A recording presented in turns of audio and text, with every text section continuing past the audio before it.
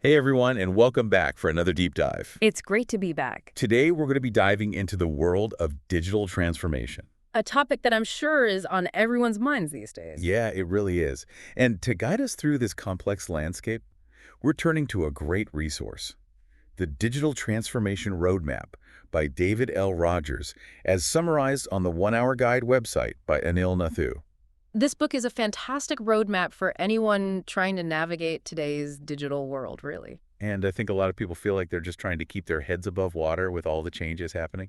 It can be overwhelming, for sure. So why is digital transformation so important? It seems like everyone's talking about it, but I'm not sure everyone understands why they should care. It's impacting everything. It's really changing the way businesses operate, how we connect with each other. Yeah, even how we live our lives. It's pretty incredible to think about. And this roadmap by Rogers acts as a survival guide, in a way. It helps us understand these changes and how to adapt to them. And Anil Nathu's summary on the One Hour Guide website really makes it easy to grasp the key concepts, which is awesome because, let's face it, a lot of business books can be pretty dense. Yeah, sometimes they can be a bit hard to get through. But Rogers points out that something like 70% of digital transformations fail. It's a pretty startling statistic. It is. So I guess the big question is, why is that? And more importantly, how can we avoid becoming part of that statistic? Right, exactly. So let's start with the basics. What exactly is digital transformation? Well, a lot of people think it's just about adopting the latest technology, like getting a fancy new app or website. Yeah, just slap on some tech and you're good to go, right? Well, it's so much more than that. It's really a fundamental shift in how an organization creates value in a digital-first world. So it's not just a surface level makeover. It's more like a complete renovation. Precisely.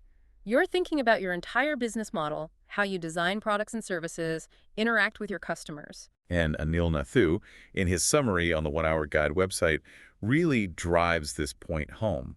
It's about adapting to thrive in this new digital reality. Exactly. It's about survival and growth in a rapidly changing world. All right, so it's a pretty big deal.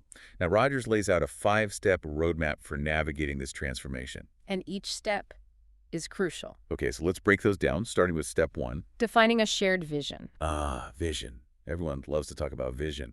But what does that actually mean in the context of digital transformation? It's not enough to just say, we need to be more digital. Right, yeah, that's pretty vague. You need to have a clear and compelling vision of where you're going and why. So it's about having a destination in mind, not just wandering aimlessly in the digital wilderness. Absolutely. And that vision needs to be shared by everyone in the organization. From the top down. Exactly. From the CEO to the frontline employees, everyone needs to be on the same page. Anil Nathu actually gave a great example of this in his One Hour Guide summary, the New York Times. Oh, yeah, they're fantastic case study. They didn't just decide to go digital. They had a very specific vision to become the leading digital news subscription service. And they've been incredibly successful in achieving that vision. Exactly. So once you have that vision in place, then you move on to step 2. Picking the problems that matter most. Okay, this is where things start to get a little bit more difficult. It can be a little painful. Because, let's be honest, we all have limited resources in business and in life. You can't tackle everything at once. Absolutely. Prioritization is key. So how do you decide which problems to focus on? Rogers emphasizes using data. Don't rely on assumptions. Or gut feelings. Look at the data, analyze trends, and identify the problems that will have the biggest impact if you solve them. And sometimes that means facing uncomfortable truths about your business. Like in the case of CNN Plus Sin, they clearly didn't do their homework when it came to assessing customer demand, which Anil Nathu also points out in his summary. And that was a pretty costly mistake. A big one. So you've got your vision, you've identified your priority problems. What's next? Step 3, validating new ventures. This is where things get interesting. This is where the experimentation begins, right? Right. We move from planning to action, testing those assumptions, gathering feedback, and starting to build those digital solutions. And I love the example that Anil Nathu uses in his summary. Airbnb. Oh, Airbnb, such a great story. They didn't try to create a perfect platform overnight. They focused on solving the biggest problem first. Building trust. Trust between hosts and guests, exactly. Because that was the key to their success. It was. So you validated those new ventures, and now it's time to scale up. Step 4, managing growth at scale. This seems like a stage where a lot of companies might stumble. It can be really challenging. What worked when you were small and nimble might not work when you're trying to grow rapidly. You need to be thinking about technology, processes, people, and even your organizational structure. It's about creating structures that allow for different levels of innovation to happen simultaneously. And Rogers uses the example of Google's alphabet structure, where they essentially created these mini companies within the larger organization, Each with their own focus and autonomy. which allows them to kind of have the best of both worlds. Right, a stable core business while also pursuing those more experimental, potentially disruptive projects. So fascinating. And finally, we come to the last step. Hmm. Grow tech, talent, and culture. It all comes together here. It does. You can have the best technology in the world, but if you don't have the right people and the right culture, It's not going to get you very far. it's about creating an environment where innovation can flourish, where people feel empowered. And where learning is continuous. Again, Anil Nathu highlights Microsoft under Satya Nadella as a great example of this. They really shifted their culture to embrace collaboration and experimentation. Yeah, it seems like they totally reinvented themselves. And it's clearly been very successful for them. So we've covered Rogers' 5 steps, but is this a linear process? Not at all. It's more of a continuous cycle. You're constantly adapting and evolving. And that's what makes it so challenging. And exciting too, right? Absolutely. There's always something new to learn and explore in this space. Hashtag TTS, the Deep Dive episode 2024-12-16, part 2 of 3. Welcome back, everyone. So before we get to Domino's, which is a really cool story, by the way, Oh, yeah. I want to go back to this idea of innovation challenges that we touched on earlier. You know, we were talking about how digital transformation is an ongoing journey, not a one-time project. It really is. So it seems like companies need to be innovating constantly, not just in bursts. That's where things get tricky. So what makes it so difficult for organizations to innovate effectively? Well, Rogers highlights a couple of key reasons. First is this challenge of uncertainty. Okay, so the world's changing faster than ever. We know that. But how does that specifically tie in to innovation challenges? Well, think about it. If you're a company, you've been successful for decades. You've got a solid business model. You know it works. You're making money. You're comfortable. Right. Exactly. But in a rapidly changing environment, that can actually become a trap. It's like driving a car and only looking in the rearview mirror. You're going to crash eventually. Exactly. So sticking to what's worked in the past can blind you to new opportunities. And the digital world throws a lot of curveballs. Anil Nathu actually uses a great example in his one-hour guide summary, CNN plus Deccan. They poured tons of money into this streaming platform, but it seems like they didn't really consider how quickly things were changing.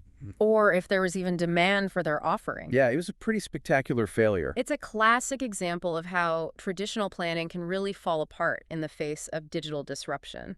And, Rogers talks about this shift from a planning mindset to an experimentation mindset. So instead of trying to predict the future, which is basically impossible in this context, Yeah, you can't really predict the future. companies need to be more comfortable with not knowing Yeah, embracing uncertainty, testing assumptions quickly, adapting. and not being afraid to fail. Right, failure is part of the process. That sounds a little bit more like a Silicon Valley startup, not a giant corporation. And that's the second challenge. Proximity. Proximity. It's this tension between a company's core business and its new ventures. Okay, let me guess. The core business is that steady, reliable moneymaker. Exactly. And the new ventures are the risky, potentially disruptive ideas. And those might end up cannibalizing the core business, if they're successful. Right, so it's a dilemma. It is. Companies want to protect their core business. I mean, that's where they're making money. But that can stifle innovation. It's like that analogy you used before. A tree so focused on growing its trunk that it forgets to branch out. Exactly. You need to branch out to survive. It becomes too rigid and can't adapt. And Rogers uses Netflix as a great example here. Oh, yeah, Netflix. They started with DVDs by mail. And that was their core business. But they didn't cling to that model when the world shifted to streaming. They were willing to disrupt themselves. And then they became a content producer, competing with traditional studios. It's fascinating how they've evolved. Each step was a threat to their existing business, but they were willing to take those risks. And that's why they're so successful. So they're a masterclass in managing that tension between core business and new ventures. They're constantly experimenting. They're willing to cannibalize their own offerings. And they understand that in the digital world, standing still is the surest path to obsolescence. Standing still is dangerous in this environment. So what are some ways companies can address this proximity challenge?